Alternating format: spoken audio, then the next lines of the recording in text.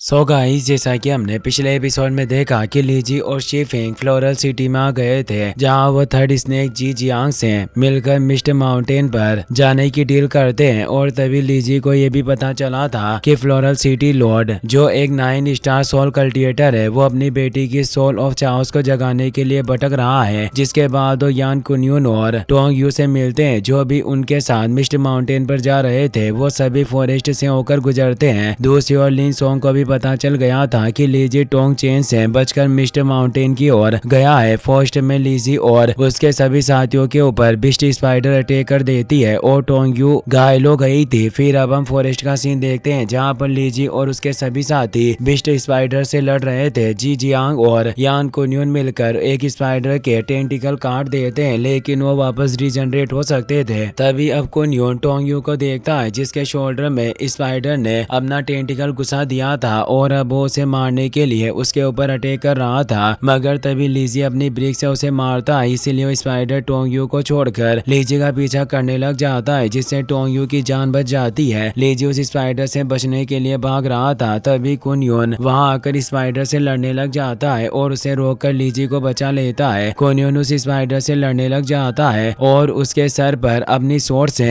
Attack कर रहा था। तभी लीजी भी अपनी ब्रिक की साइज बड़ी करके उसे स्पाइडर के ऊपर गिराता है, जिससे वो पूरी तरह से मर जाती है। दूसरी ओर जी जियांग भी स्पाइडर के सर में अपनी सोर्ड घुसाकर उसे मार देता है। अब वो दोनों स्पाइडर मर चुके थे, इसीलिए जी जियांग सभी से पूछा है कि इस स्पाइडर को कौन एब्जॉर्ब करना चाहता है। उसके बदले में वो 2 कॉइन मांग रहा था, इसीलिए अब लीजी उसे 2 गोल्ड कॉइन दे देता है और उस स्पाइडर की ब्लड स्पिरिट शेडो को एब्जॉर्ब करने का इरादा करता है। जियाओ की लीजी से कहता है कि स्पाइडर बहुत ज्यादा पावरफुल है और इसके अंदर बहुत ज्यादा एनर्जी है, इसीलिए इसे कंट्रोल करने में आपको परेशानी हो सकती है। यह सुनकर लीजी जियाओ की से कहता है कि इतना पावरफुल मॉन्स्टर रोज रोज नहीं मिलता, इसकी मदद से मैं अपनी साइकिल को मोटरसाइकिल बना सकता हूँ, मतलब कि एक ही बार में बहुत ज्यादा पावर हासिल कर सकता हूँ, इसीलिए मुझे इसे एजो करना ही होगा। लीजी की बात सुनकर कुन्यून उससे कहता है कि 3 स्टार सोल स्पीड कोई आम बिस्ट नहीं है, लेकिन तुम्हारी लेवल के मुताबिक तुम इसे कंट्रोल नहीं कर सकोगे। यह कहकर वो जोर से हंसकर लीजी का मजाक उड़ाने लग जाता है, लेकिन लीजी उसके ऊपर ध्यान नहीं देता है और जियाओकी को तैयार करके उस स्पाइडर की ब्लड स्पीड शेडो को एजो करने के लिए अपने सोल थॉट स्पेस में उससे लड़ने लग जाता है। फिर अब हमें 1 घंटे बाद का सीन दिखाया जाता है, क्योंकि लीजी को स्पाइडर को कंट्रोल करने की कोशिश करते हुए 1 घंटा हो चुका था और अभी तक वो कल्टिवेशन से बाहर नहीं आया था। जी जियांग और बाकी सभी लोग उसके कल्टिवेशन से बाहर आने का इंतजार कर रहे थे, लेकिन अब वो और ज्यादा देर तक इंतजार नहीं करना चाहते थे, इसलिए जी जियांग सभी से लीजी को वहीं छोड़कर आगे बढ़ने के लिए कहता है। इसलिए शीफिंग उसे रुकने और थोड़ी देर और इंतजार करने के लिए कहती है, मगर अब कुन्यून उससे कहता है कि 1 घंटा हो चुका है और वो अभी तक उस स्पाइडर को कंट्रोल नहीं कर सका है, इसलिए मुझे पूरा यकीन है कि वो स्पाइडर को कंट्रोल नहीं कर सकेगा और उससे हार कर मारा जाएगा। ये कहकर वो आगे बढ़ने लगता है, पर तभी अब टोंग यू ने रोकती है और उनसे कहती है कि मिस्ट माउंटेन का फॉरेस्ट बहुत ज्यादा खतरनाक है और लीजी यहाँ के रास्ते नहीं जानता, वो जागने के बाद हमें नहीं ढूंढ सकेगा। यह सुनकर जी जियांग उससे कहता है कि मैंने उसे मिस्ट माउंटेन पर पहुंचाने के लिए पैसे दिए थे, लेकिन वो स्पीड को कंट्रोल करने लग गया, इसमें उसकी गलती है, मैं उसके लिए नहीं रुकूंगा। इस फॉरेस्ट में अगर हम ज्यादा देर तक एक जगह पर रुके तो कई सारे एनिमल्स हमारे ऊपर अटैक कर देंगे। मगर अब टोंग यू उससे कहती है कि मैं उसे प्रोटेक्ट करने के लिए नहीं रुकूंगी। टोंग यू की बात सुनकर कुन्यून उससे पूछता है कि तुम ऐसा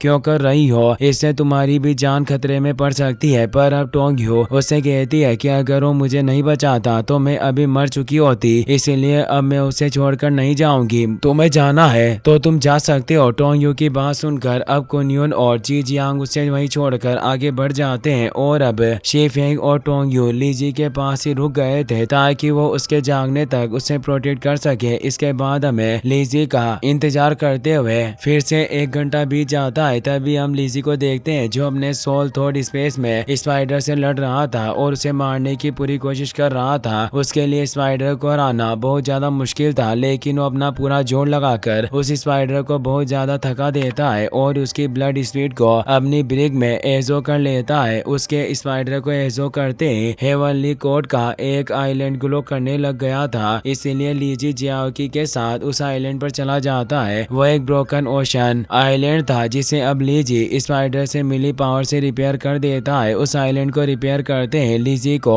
एक और स्किल मिल जाती है जिसका नाम मिस्ट जेनजुत्सु था, जिसकी मदद से लीजी अपने आसपास इल्यूजन्स क्रिएट कर सकता था। इसके बाद लीजी अब अपने कल्टिवेशन से बाहर आता है और देखता है कि शी फेंग उसके पास खड़ी थी। वो लीजी कल्टिवेशन से बाहर आता हुआ देखकर बहुत खुश होती है और उसे कहती है कि जी जियांग और कुनयुन हमें छोड़कर चले गए, लेकिन टोंग यू तुम्हें प्रोटेक्ट करने के लिए यहीं रुक गई है। यह बात सुनकर लीजी हैरान होता है, लेकिन तभी टोंग यू लीजी से कहती है कि ज्यादा मत सोचो, मैंने तुम्हारा एहसान चुका दिया है। ये कहकर वो आगे बढ़ने लग जाती है। इसीलिए अब लीजी और शी फेंग भी उसके पीछे चले जाते हैं क्योंकि अब उन्हें जी जियाओ और कुनयुन तक पहुंचना था। बहुत देर चलने के बाद भी लीजी और टोंग यू ने नहीं ढूंढ सके थे और अब स्पाइडर के अटैक की वजह से टोंग यू भी बहुत ज्यादा घायल हो गई थी और उसका बहुत सारा खून बह गया था। इसीलिए वो चलते हुए बेहोश हो जाती है। अभी तक लीजी को पता नहीं था कि टोंग यू घायल है, इसीलिए वो उसे ठीक नहीं कर सका था, लेकिन जब वो उसका घाव देखता है तो उसे ठीक करने का इरादा कर लेता है। टोंग यू लीजी और शी फेंग से कहती है कि तुम लोग मुझे छोड़कर यहाँ से दूर चले जाओ और फॉरेस्ट से निकलने का रास्ता ढूंढो, मगर अब लीजी उसे कहता है कि अभी हमें सबसे पहले तुम्हें ठीक करना होगा। वो बातें कर ही रहे थे तभी उन्हें वुल्फ बिस्ट की आवाज सुनाई देती है क्योंकि अब टोंग यू के ब्लड की स्मेल से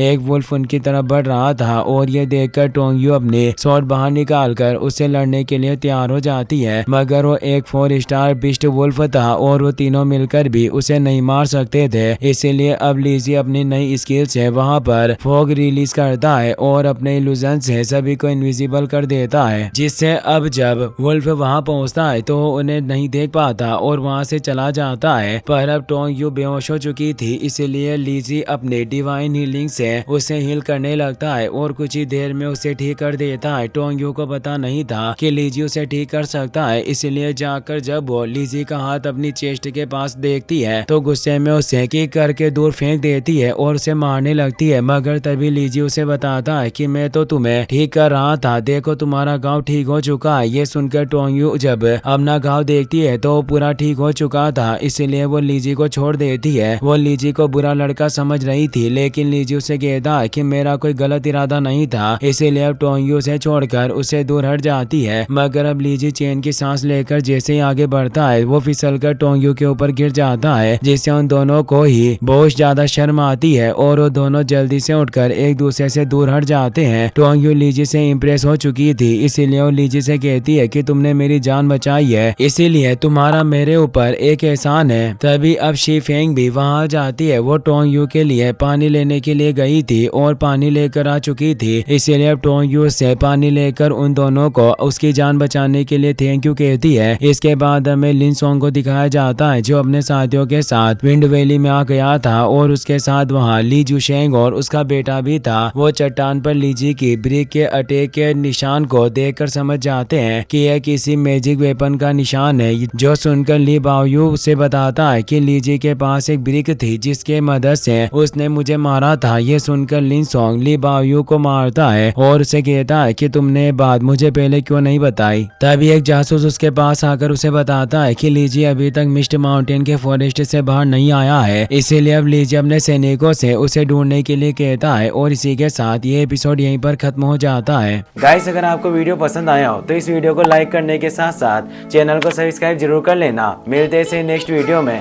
थैंक्स फॉर वॉचिंग।